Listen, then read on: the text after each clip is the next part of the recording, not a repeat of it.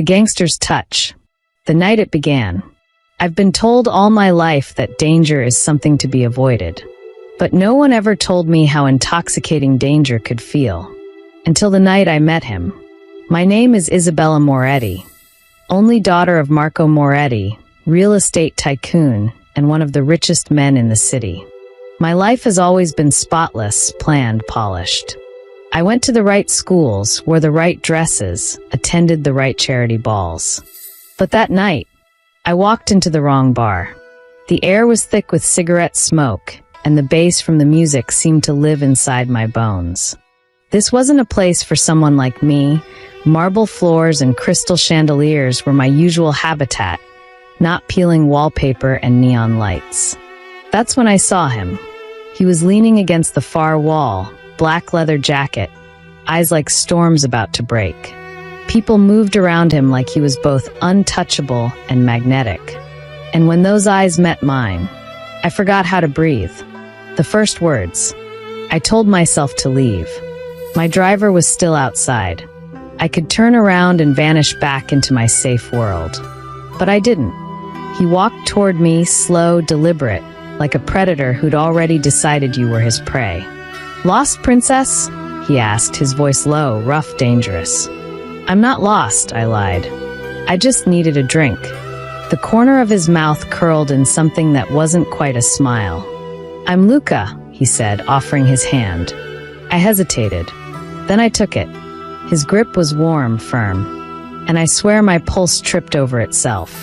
Secrets in the dark. We sat in the darkest corner of the bar. He didn't ask me where I was from. He didn't care about my last name. Instead, he asked questions no one else dared to. "What's the one thing you've always wanted to do, but never had the courage for?" I laughed nervously. "You first." His gaze was steady. "I've always wanted to take something everyone told me I couldn't have." Something in his tone made my skin tingle. When I finally told him I'd always wanted to disappear for a night. No name, no status, just be free, he leaned closer.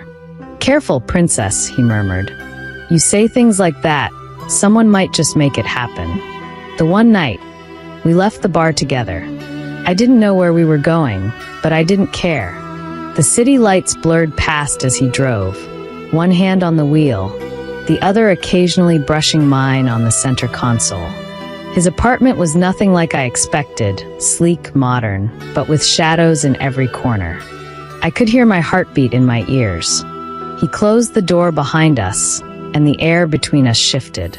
Neither of us spoke. When he finally touched my cheek, it was gentle, almost reverent. "I should let you go," he whispered. "Then why don't you?" I breathed. What happened next? I'll never put into words. The world narrowed to the heat of his hands, the sound of his breath, the way he said my name like it belonged to him. And when the night finally faded into dawn, I knew nothing in my life would ever feel the same. The aftermath. I woke to an empty bed. For a moment, I wondered if I had dreamed him up entirely. But then I saw the note on the nightstand. "Stay away from me, Isabella. I'm not the kind of man you want." I told myself to listen, to walk away, but I couldn't. The truth about Luca. I found out who he was 2 weeks later. Luca Romano, leader of the Romano Syndicate. The kind of man whispered about in expensive boardrooms and dark alleys alike. The kind of man my father called an enemy. When my father found out I'd been seen with him, he was furious. "You don't know what he's capable of," he warned. He was right, but he didn't understand. I wasn't afraid. Blood in the water. The next time I saw Luca, it wasn't in a bar. It was at a gala. He stood at the edge of the room in a tailored black suit, watching me like I was the only person there. He didn't approach until my father stepped away to take a call. "Still think I'm not the kind of man you want?" he asked softly. I tried to say yes, but the word never came. That night, he told me things I shouldn't have heard, about a rival gang closing in, about betrayal from people close to him. And still, when he brushed my hair back from my face, I leaned into his touch. The dangerous choice. The city was on edge. A deal had gone wrong. Shots had been fired. And yet, all I could think about was him.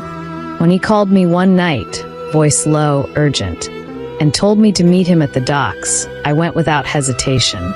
The air smelled of salt and gunpowder. "Why am I here?" I asked. "Because I don't know if I'll get another chance to see you," he said. And then he kissed me like it was the last thing he'd ever do. Love in the crossfire. We shouldn't have fallen for each other. But we did. And when the bullets started flying that night, it was his body shielding mine. We escaped together, the city lights blurring again as he drove. Blood on his shirt, but a wild grin on his face. "You're insane," I told him, breathless. "For you? Maybe," he replied. "Forever or not at all. My father gave me an ultimatum. Leave Luca or lose my inheritance." I didn't even have to think. The night I told Luca, he just stared at me for a long moment. "Are you sure, princess? This life, it's not safe." I took his hand. "I'm not safe without you." The gangster's touch. It's been 2 years since that night in the bar. Sometimes I still wake up to the sound of distant sirens, wondering if danger will come knocking again. But when I turn over and see him beside me, I know I made the right choice, because some dangers are worth falling for.